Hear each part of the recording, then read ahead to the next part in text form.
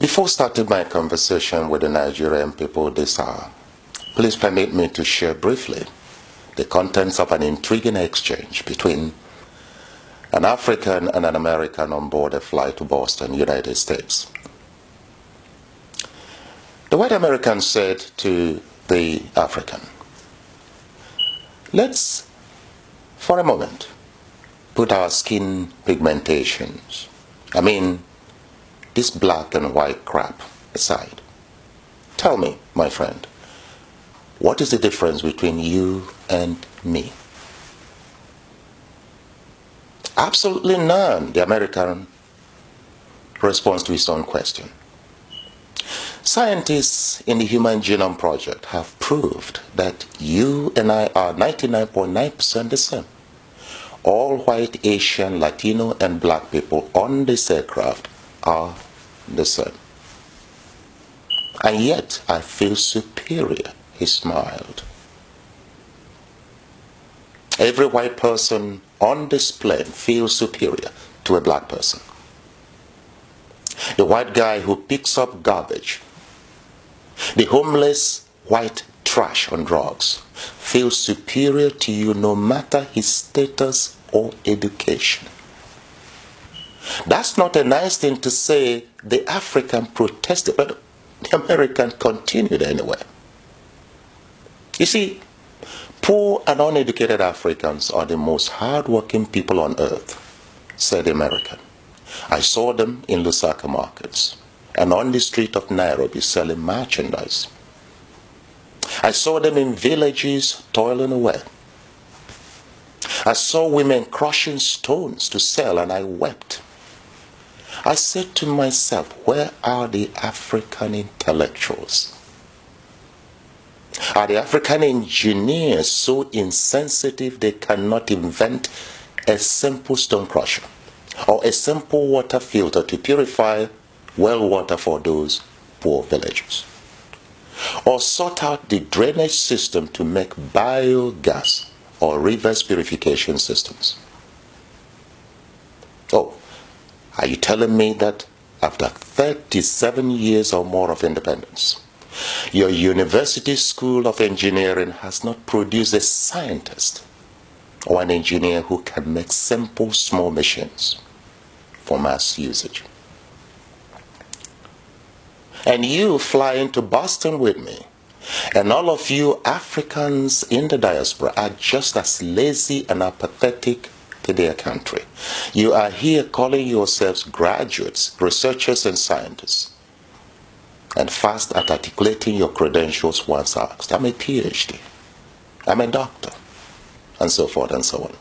Look, as long as you are dependent on my plane, I shall feel superior, and you, my friend, shall remain inferior. How about that?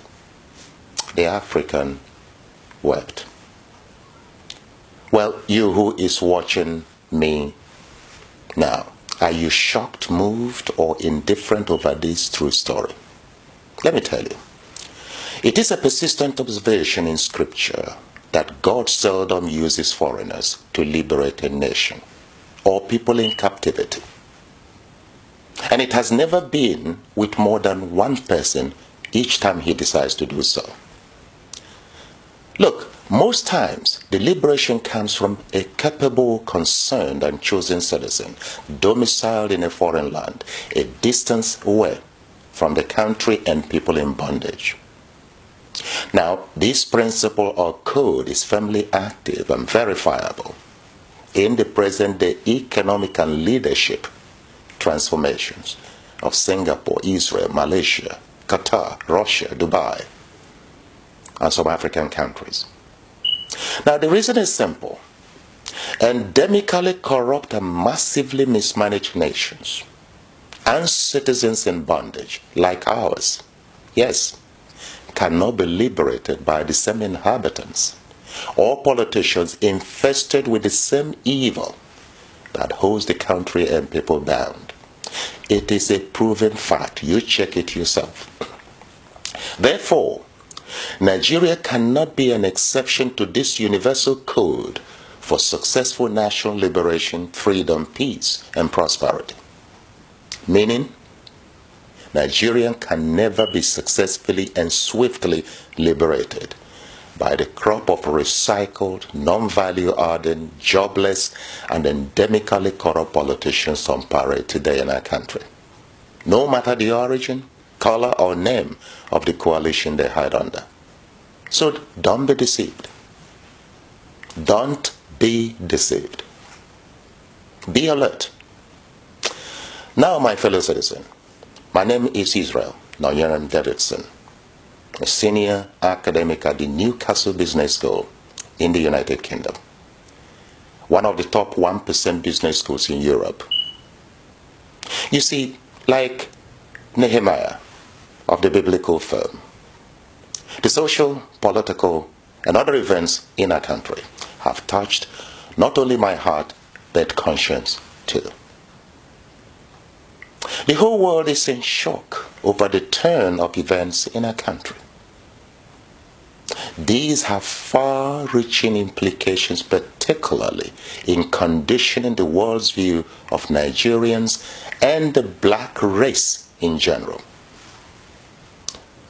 Look, the reason for our economic and political states today, or why other races continue to feel superior despite our intellectual and other capabilities, are not too complex to figure out.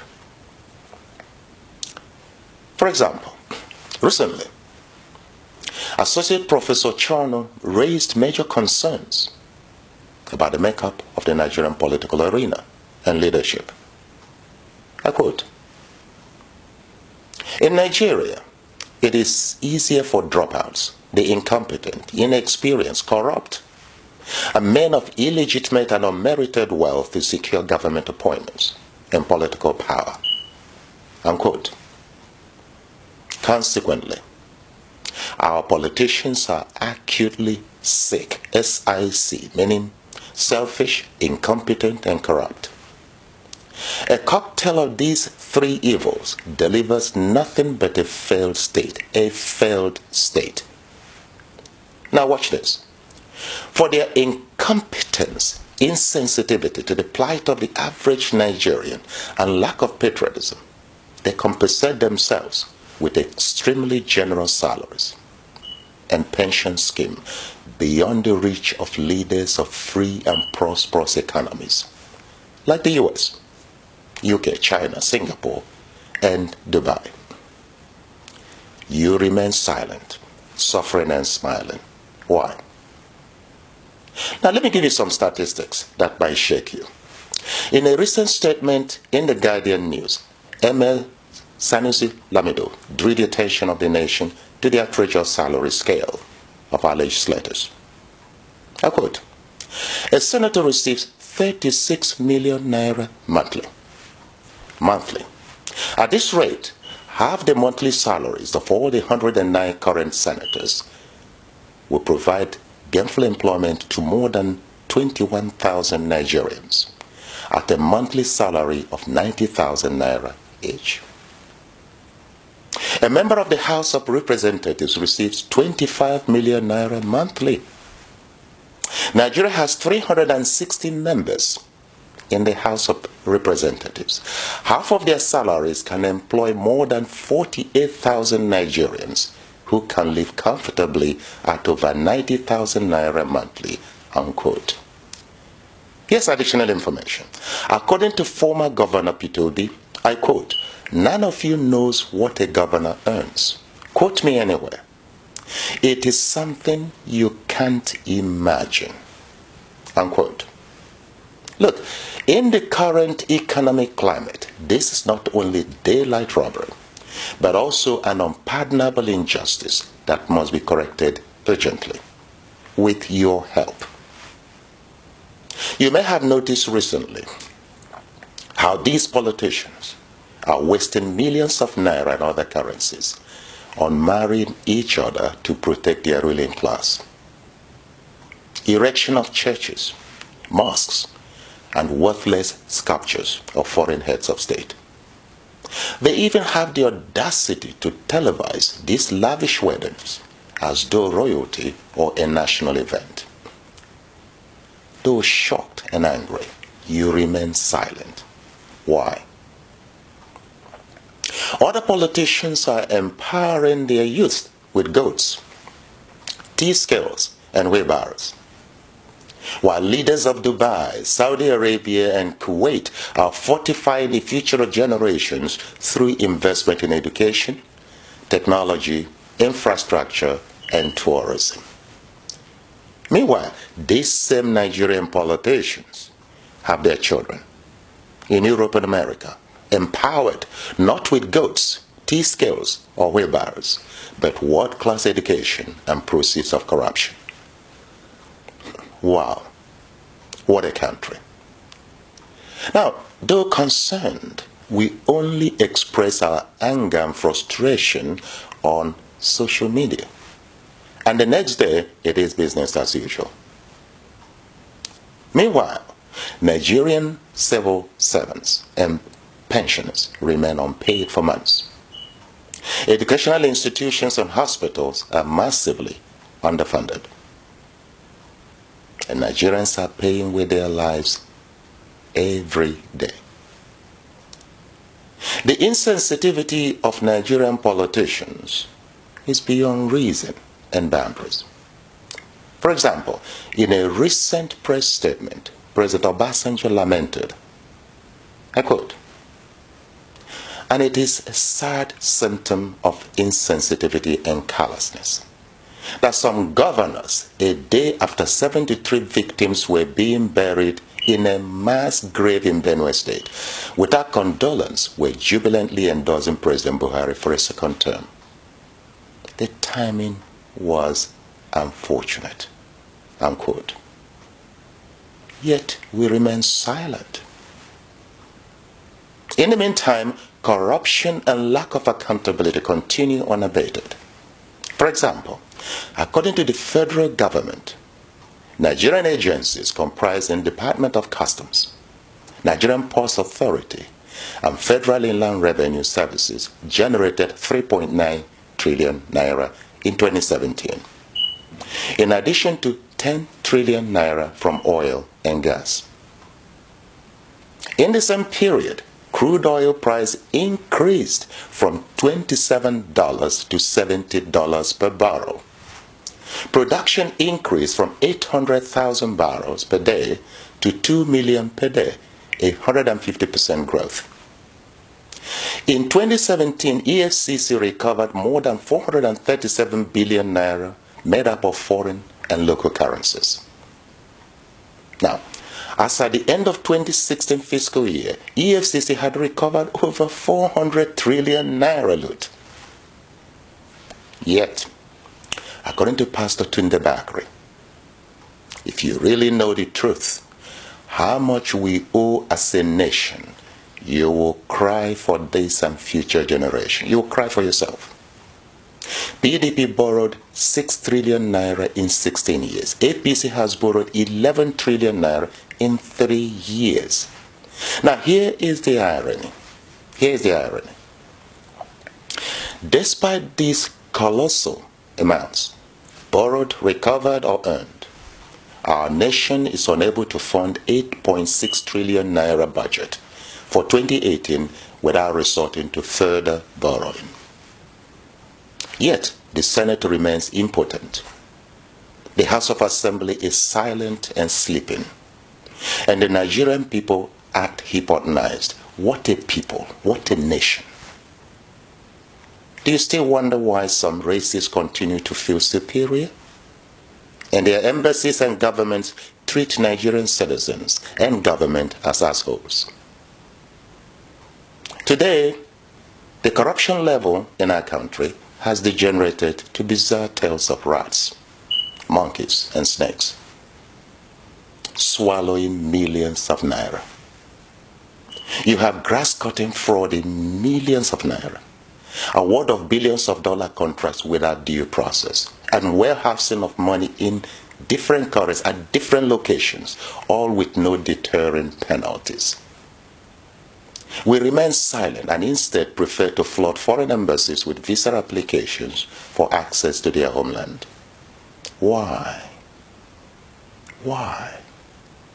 According to the latest World Bank report, Nigeria suffers from persistent acute poverty and now ranks as one of the poorest countries in the world. Our nation is under delivering prosperity to its citizens due to SIC, selfishness, incompetence, and corruption at all levels. At all levels. We all have a share of the blame for these breeds of insensitive, clueless, selfish, corrupt, tribalistic, and unpatriotic politicians.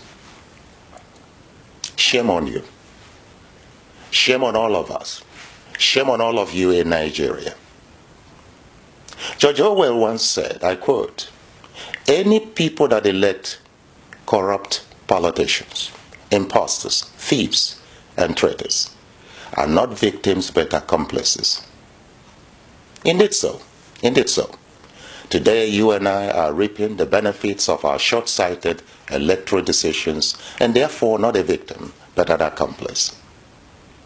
There are other voices of concern about the state of our country. I quote, "While we are building the biggest churches, mosques, the Indians, South Africans, Chinese, Europeans, and Americans have taken over our key markets: telecoms, satellite TV, banking, oil and gas, aviation, shopping malls, and hospitality.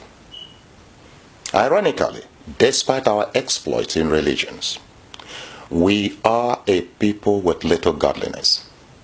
It is rare to do business with a Nigerian, be the pastor, deacon, imam, alhaji, or alhaja, without the person laying landmines of bribes and deceptions on your path," unquote. We import petroleum that we have in abundance, rice and beans that our land can yield in commercial quantities, and even toothpick that primary school children can produce with little or no effort. We remain a nation that flouts wealth and wallows in ostentation at the time our children are trooping to Ghana, South Africa, and the UK for university education. And our sick people are running to India and UK for treatment, including Mr. President. On the question of injustice and marginalization across our country, the facts are hidden and account in part for security issues today, particularly in the north. While Southern indigenes have a legitimate claim of marginalization, may I also draw your attention to the silent reality in the north. It is important you're aware of this. Our northern citizens are perhaps the most marginalized and misinformed of all groups in Nigeria by their own elites. Now listen to this. Vanguard 11, March 2014 states, I quote, "Northern politicians and military leaders have been the bane of the North and Nigeria. They have grown fat at the expense of the poor. They deliberately kept the Northerners poor, uneducated, ill-informed, and preferring to feed them from the crumbs falling from their table," unquote. So you see, the youth of the North are indoctrinated to serve the needs of the elite, conditioned with half-baked education that leaves them disadvantaged beyond the federal civil service system, and brainwashed with ideologies that keep them blind of developments, progress, and peace in Saudi Arabia, Dubai, and Kuwait, the heart of Islam. Look, we must liberate the youths of the North to their full potential. If Nigeria is to witness a rebirth of the fortunes and historical landmarks of the region and achieve the status of a united and progressive country. Indeed, we must. Well, on education, let me say this briefly. The quality of our education system generally has deteriorated considerably. I'm sure you know that. In most Nigerian universities, we now have what the human rights lawyer, Mr. Femi Falana, rightly defines as Yahoo professors. Yes, indeed. Here's an example. In a recent world ranking of universities, only one Nigerian institution made it to the first 1,000. Even then, it ranked number 801 position. 801. Now, as Chris Hedges observed, I quote, "We now live in a nation where doctors destroy health. Lawyers and judges destroy justice. Universities destroy knowledge. Governments destroy freedom. The press destroys information. Religion destroys morals. And our banks destroy the economy." Unquote. Fellow Nigerian, these hallmarks of corruption, injustice, mediocrity, and marginalization must be addressed sooner rather than later. Well, that's not all. That is not all. As of today, human life is no longer sacred in our country. In fact, the life of a Fulani cow is valued more than the life of citizens by our government and occultism. Indeed so, yes. Now, fellow countrymen and women, we need to take action. We need to work hard. We need to unite. We need to reprogram the mindset of our nation, redefine and communicate what constitutes hard work, merit, quality, world-class performance, and wealth in our country. We need to rehabilitate our country's image, increase national productivity and wealth, and improve standard of living and security for all, North and South. It is important.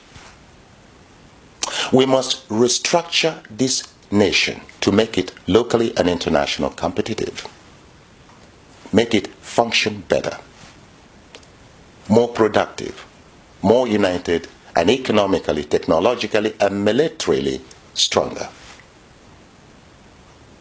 Enough is enough. Now, as Charlie Boy put it, our mumu don't do. We must reclaim our country.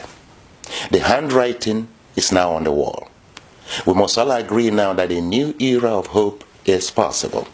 Our time to reclaim this country is now. Now and now. Thank you.